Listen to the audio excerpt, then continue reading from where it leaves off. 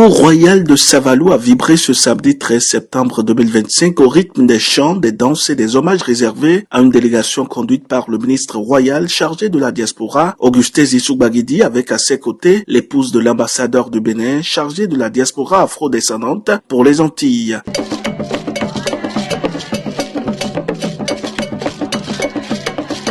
L'initiative portée par le ministre royal s'inscrit dans la vision du chef de l'État Patrice Talon qui œuvre pour le retour des afro-descendants en terre béninoise. Une démarche ambitieuse qui vise à renouer le fil de l'histoire, penser les plaies de la mémoire et redonner à chaque descendant d'Afrique une place au cœur de ses racines.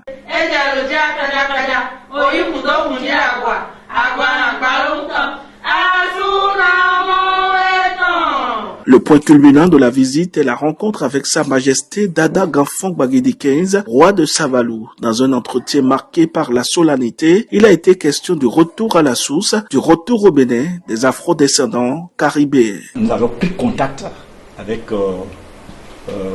monsieur l'ambassadeur nommé par le président de la République, celui-là même qui est en charge de toute la diaspora caribéenne.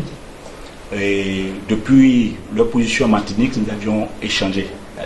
La nature a souhaité, a voulu qu'aujourd'hui nous venons ici, à vos pieds, pour vraiment non seulement exprimer tout ce que nous avions pensé l'un l'autre, parce qu'en les écoutant,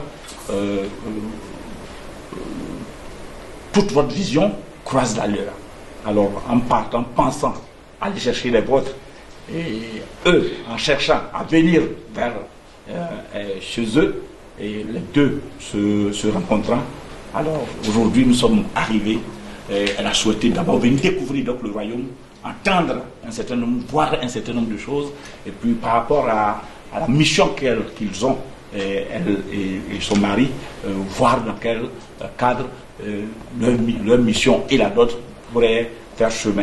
Des mots porteurs d'espoir et de renaissance qui traduisent la volonté partagée d'inscrire la diaspora dans le développement culturel du royaume de Savalou et identitaire de la nation béninoise. Je m'y attendais pas non plus à autant d'accueil, autant de chaleur, mais l'accueil me montre l'amour que vous avez pour nous autres qui sommes partis depuis maintenant 400 ans. Donc ça veut dire que vous ne nous avez pas oubliés. Et cet accueil manifeste effectivement cet amour fraternel. Et ça me réjouit le cœur, ça me réchauffe parce que ce combat que mon époux et moi-même nous avons commencé depuis une dizaine d'années, qui fait, comme je dis à monsieur Baguidi, en fait, nous sommes les acteurs des ancêtres.